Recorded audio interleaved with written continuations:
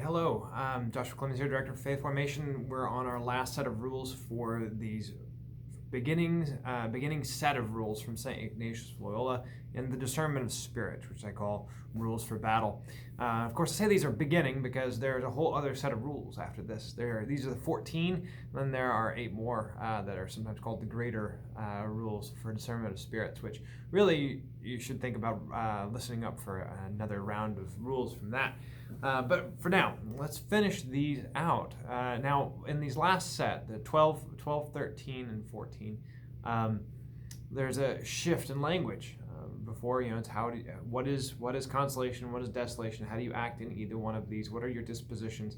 And now we have a new language, a new way of talking. Ignatius starts looking at the way the behavior, the enemy behaves. And it's helpful because it gives us good images, and it convicts us to try to do and wage battle well, to be brave. He gives 3 different images. And the first one, off the bat, is could be a little controversial, so I'm going to comment on it a little bit longer, but let me read the rules to you.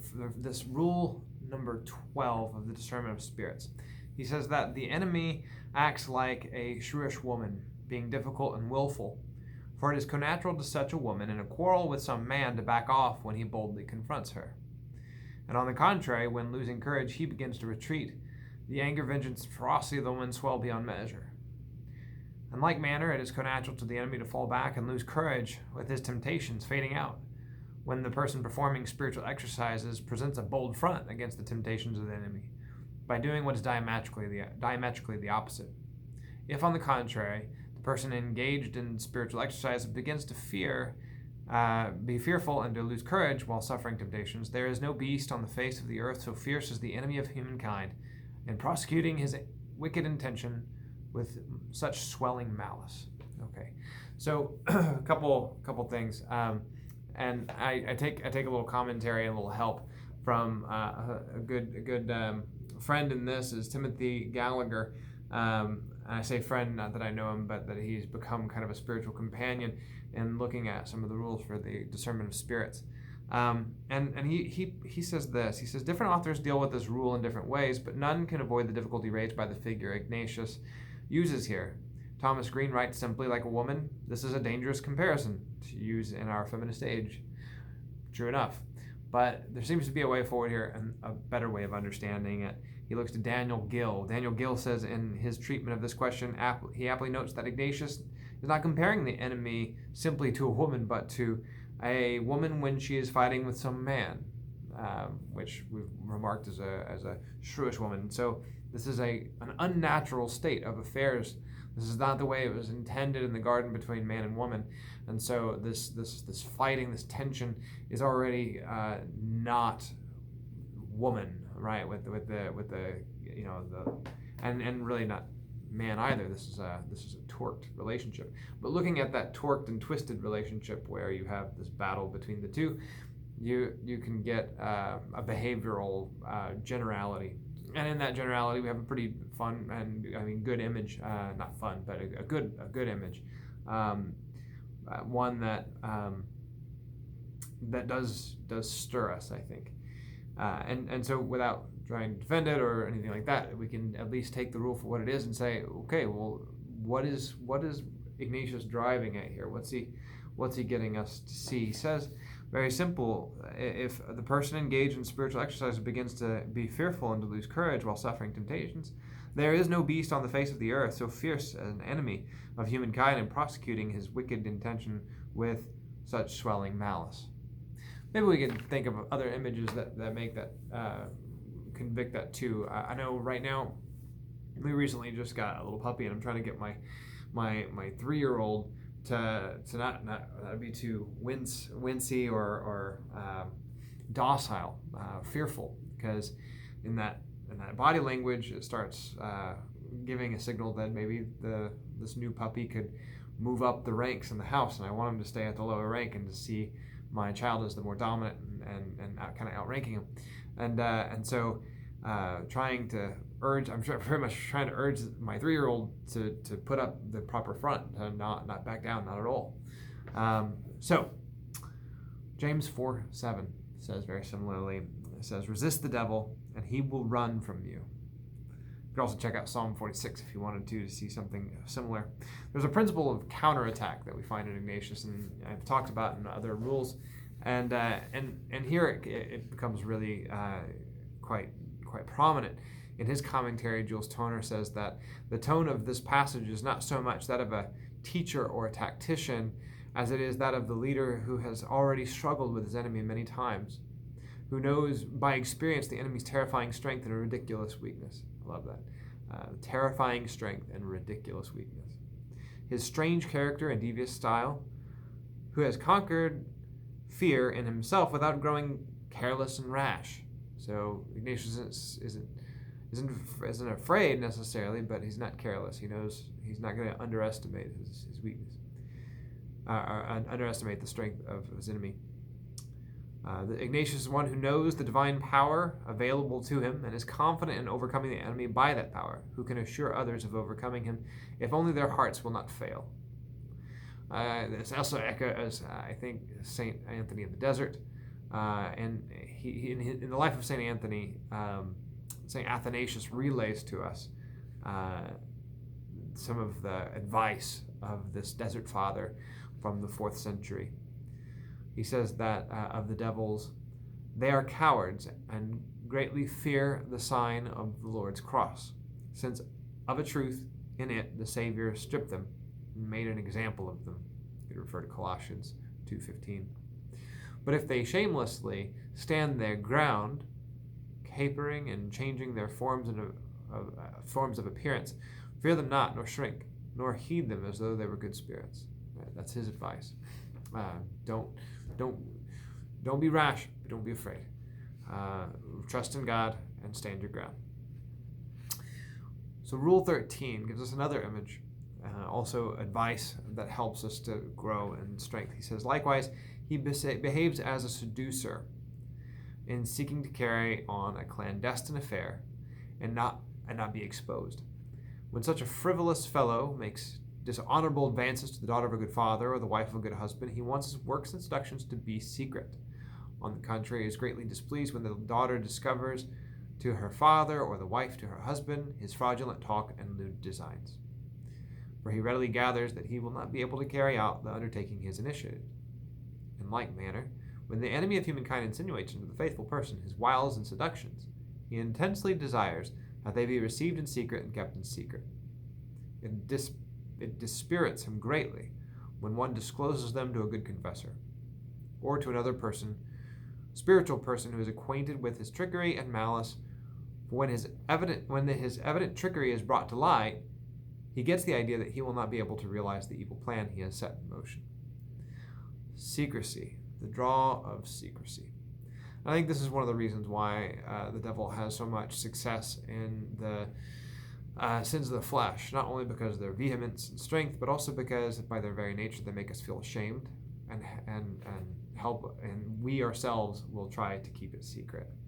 Why confession is so important, so helpful too, is that we are actually giving it voice of what we've done and putting it out to others. Now that's after the fact. Now this is the temptation before the fact. And sometimes even our temptations, we feel shame. Temptations are temptations, right? So it's a good thing to be able to have somebody that we can rely on.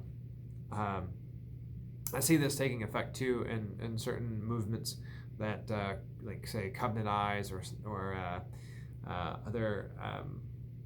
other groups that make kind of accountability, comrades in accountability, if you will.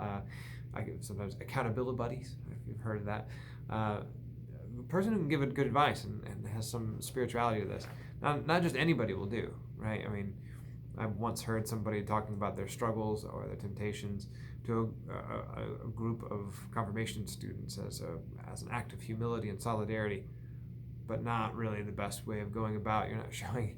It's better to kind of maintain a good example rather than saying, yeah, this is all just one big struggle. So discretion is key, and trying to find a good director or a spiritual director or confessor, somebody you go to confession to on a regular basis, or some sort of spiritual advisor. So somebody who can give us good counsel, not just counsel, good counsel. Again, Jules Toner in his commentary, he says, it should be said that one who sincerely desires such help, prays for it, and looks for it, such a person need not be disturbed if help cannot be found. Well, that's interesting. The Holy Spirit can do immediately in him or her whatever he deigns to do through others, and he will himself counsel anyone of good will who cannot find human understanding and guidance. And this is echoed in the spiritual tradition as well. St. Teresa of Avila, in the book of her life, her autobiography, she says, those who cannot find a master to teach them prayer should take this glorious saint, that of St. Joseph, for their master, and they will not go astray. So we could maybe bring St. Teresa of Avila here into these rules of discernment and take her advice, that if you've done all that you can prayerfully and with great discretion to find somebody who can give you good counsel, to help show, to bring light to the wiles of the devil and the temptations that come your way, then go to St. Joseph. Be a good example. Therese of Lisieux, she goes straight to Jesus too. I mean, she has this kind of fervor and does very similarly. So we bring it to the Lord. Last rule number 14. He says, the last image as well. So also, in order to conquer and plunder what he desires, the enemy of humankind acts like a caudillo. For just as a military commander-in-chief pitching camp and exploring what the forces of a stronghold are and how they are disposed, attacks the weaker side.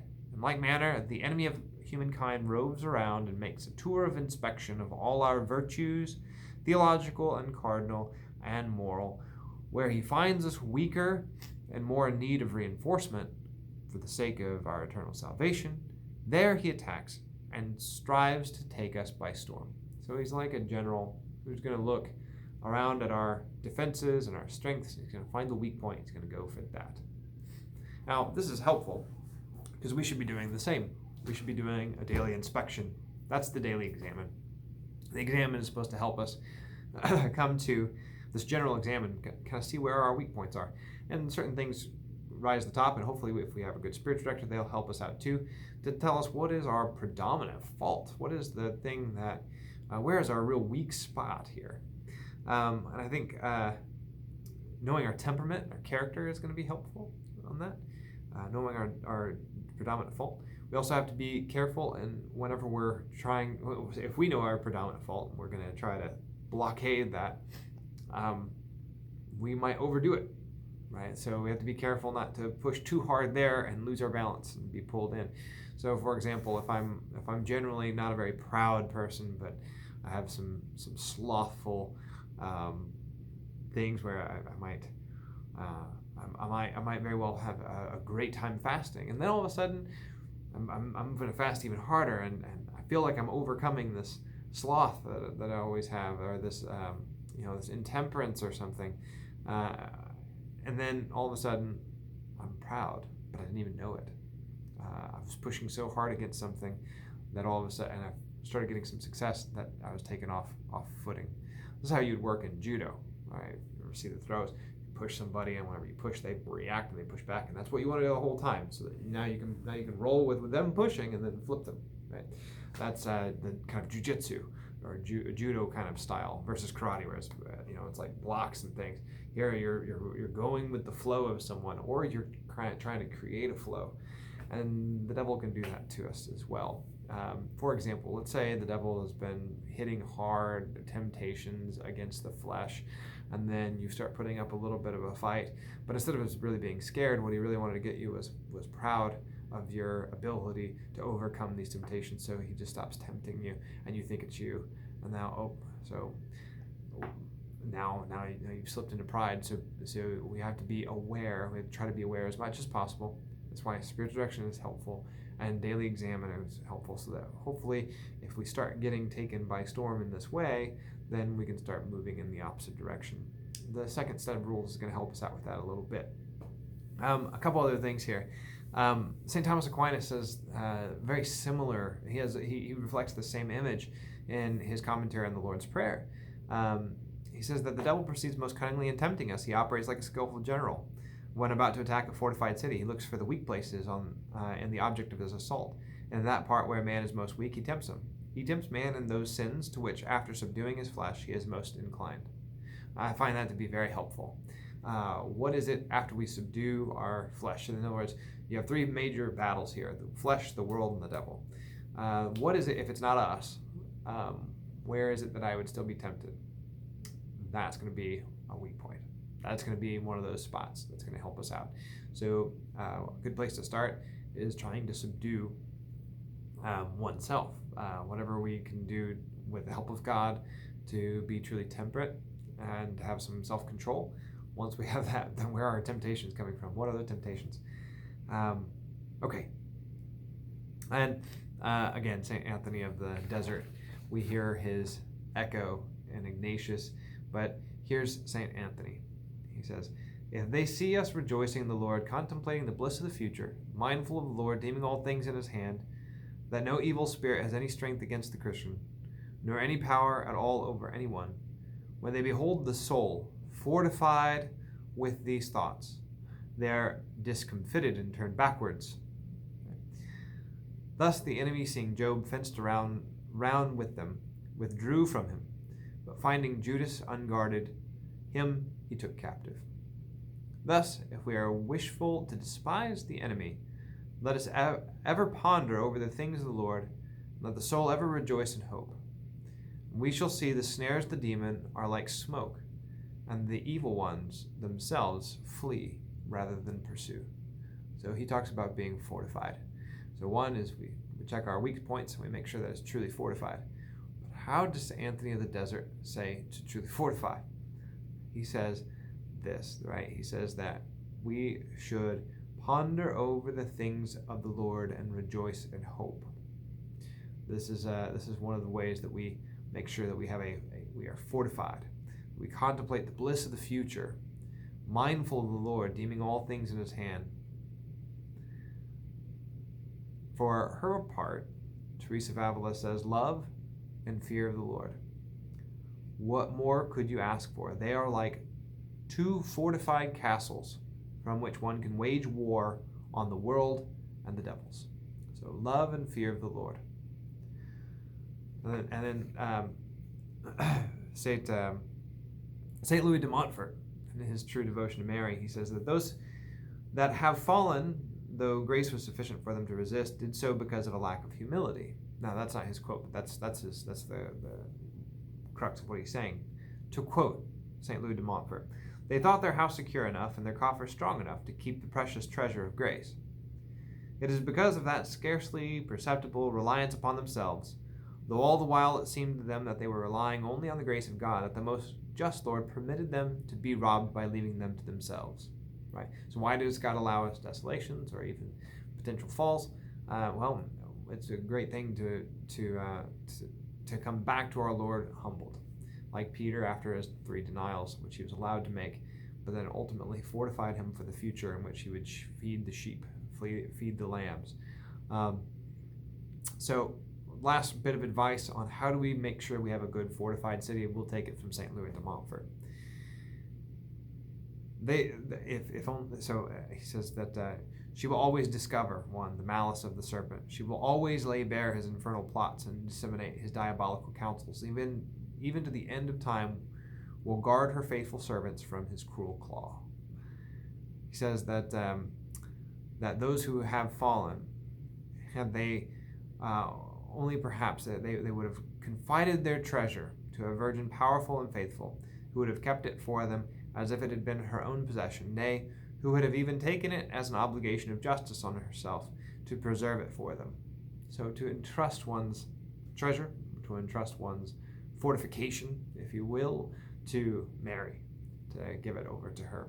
So within all of these three, we have a kind of fixing of the right set of affairs, right? Instead of where we start with a kind of unruly situation, this tension between man and woman as an image, or on the other hand, this lover, this seducer, this man who is not approaching the woman in the right way. So this torqued relationship between man and woman is taken as two sides of an image. And then the city that gets built up around the family is also this image, and that we want to fortify. We want to fortify and support. So I would urge, think in terms of the Holy Family. How did their life work? That's the aim, and that was what is so frustrating to the devil. So we look to Joseph to help us as a guide. We look to Mary, who always knows the ways of the enemy, and overcomes him to his great frustration. This humble woman who takes him out. God's poetic justice. The knot of Eve's disobedience is untied or undone by the obedience and the humility of Mary, the new Eve.